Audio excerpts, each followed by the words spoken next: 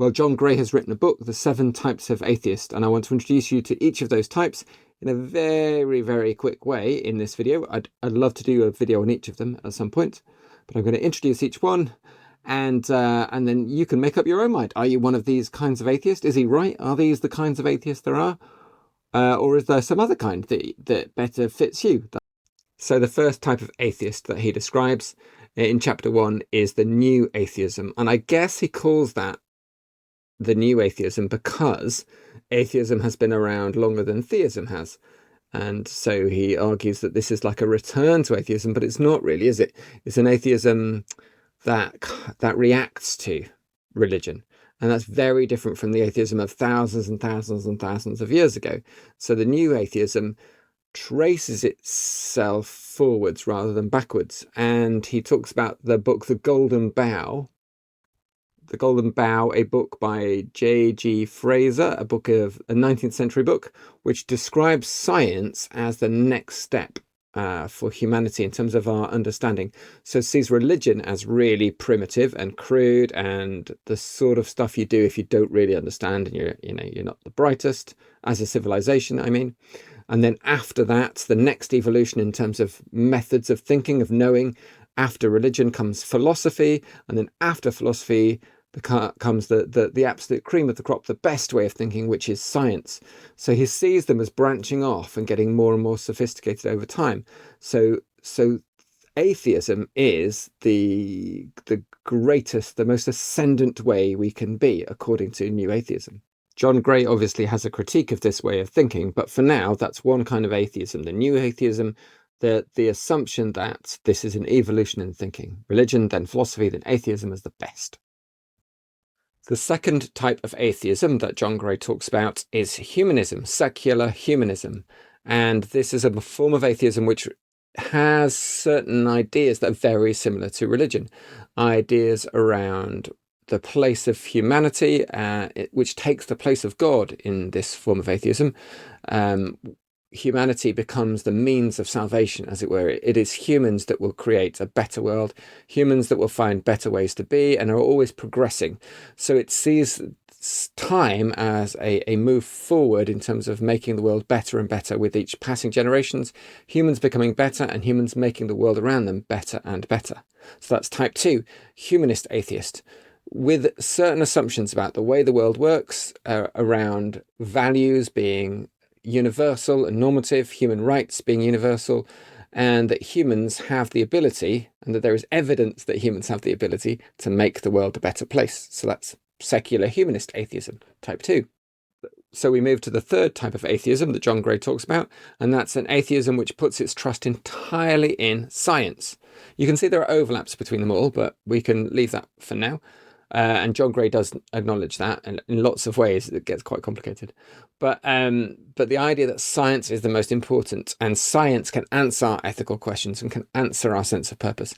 He points to some very awful science, and he talks about how, for example, there were some scientists in the early 20th century who thought there was a scientific justification for eugenicism, for racial superiority, for all those horrible ideas that were came to justify the Holocaust.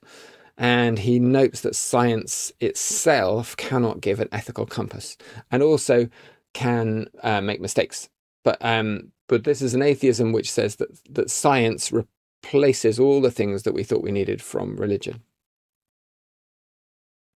The fourth type of atheism that he talks about is a type of atheism which he says is rooted in the idea of gnosticism, that ancient kind of binary idea of the world of darkness and light, knowledge and ignorance, the world here and the world somewhere else, and translates that into a type of atheism where there is a kind of liberation, a kind of salvation, which comes from us properly knowing or understanding, or from completely transforming the world. So it's a millenarianism, an end of the world type of atheism.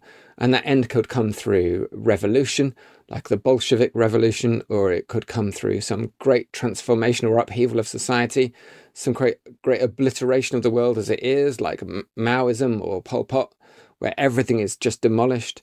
but a type of atheism that sees a big difference between good and evil and right and wrong, and sees the liberation of humans being one of complete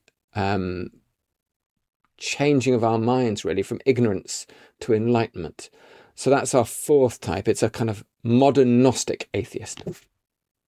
I am going through these all very quickly, but I will, I hope, do a deep dive on each one of these in more detail. And I want to read more about each of them because they're really interesting. The fifth type of atheist that John Gray talks about is the God-hating atheists. And he doesn't necessarily mean Dawkins and those kind of guys. They're the new atheists that we talked about in type 1.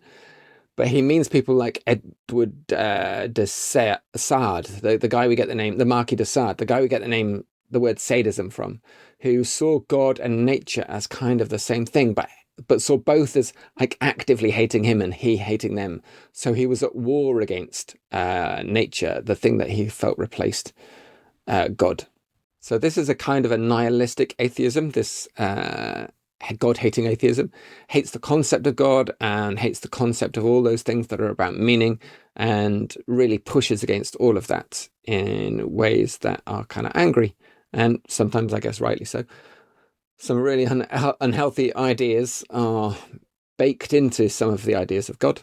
But yeah, God haters, that's our type of atheism. The sixth type of atheism that he talks about is atheism without progress. So he makes the point, really, that atheism comes with a lot of baggage. And one of those, or rather ideas, epistemological ideas, faith, belief type ideas. And humanism holds on to some of those. One of those is the myth of progress, the myth that things are always getting better. Or as Martin Luther King Jr. said, the arc of history bends towards justice, of which there is no evidence, according to those who are atheists without progress. Those who see life as one where you find your own meaning and where things don't necessarily always get better. Much more of a cyclical than linear idea of time, really. Things get better and worse, not in a straight line. And there is no job of humanity to improve the world. There is no goodness or badness in nature, no goodness or badness in humans. No goodness or badness at all. And the ideas of those things, of course, morality, ethics, those are deontological. Those are ideas that come down from God, and not really ideas that, according to this type of atheism, not really ideas that should be anything to do with atheists. Atheists shouldn't be talking about good and evil, right and wrong. These are theistic ideas. So this is atheism without any of that ethics or any of that idea of progress. And within this sixth type of atheism, and also the seventh type, when we come to that, there can be a love of religion, that religion can be part of that atheism. Finding ways to connect with and reach out and experience the numinous, the otherness, the awe, that can be part of this kind of atheism. Just not the other stuff that goes with what some atheists call the sky fairy, the old man in the clouds. Not that stuff. But still the stuff of ritual and religion and romance and music, all of that stuff, without having to name things and universalize things and say everybody has to believe and think the same thing. So that was atheism without progress. That was type 6. So type 7, the final one, is atheism of silence, the apophatic, or the way of negative talking, really, the way of not talking about God, but finding something else to talk about, I guess. So it might be more Buddhist, but also it might be more like Spinoza, who equated nature and God as the same thing, thought of those two things as the same thing, and challenged the idea of Descartes and others that there are two things in the universe, really, material and spiritual, or rather mind and body, and that they are separate. But Spinoza challenged that and said that everything is one, really, that a non-dualism, that the world we experience, the material world we experience, is an extension outwards of nature from one dimension into 3 or 4 or whatever it is. And so sees the whole of the universe as simply a projection out from that oneness that is everything, that is God. So it's a type of atheism where everything is God, and if everything is God, then in a way nothing is God. So that's an atheism from silence, an atheism that doesn't try to dismiss, reject other people's theisms, and recognizes the beauty and the magic and the poetry of all of that, but also doesn't see itself as needing to be confessional, to have a creed, to be about beliefs, but rather about being part of and one with all things. So that's it. That's John Gray's 7 Types of Atheist. I wonder if any of those resonate for you. And if they do, I'd love to hear. Put that in the comments. I will at some point do a video, a deep dive on each one of those. I am particularly interested in the last 2, as is John Gray. Atheism without progress and atheism from silence. I think those resonate for me, but it might not be any of those for you, or one of the others, or several. I think it's probably more complicated than the typology. I'm sure John Gray would agree with that, but it is a great book. If you get a chance to read it, do. I've got it here. It's 7 Types of Atheism. Really, really good read, and not a big read either. So that's good. And there are lots of videos with him being interviewed or talking as well about all sorts of things. I might link some of those in the description too. Please do leave a comment. Please like or subscribe if you watched a few of these videos. I would love to hear from you, your thoughts and your response to these, even if you disagree, especially if you disagree. I'm here to learn. That's why I'm doing these videos. So, get stuck in.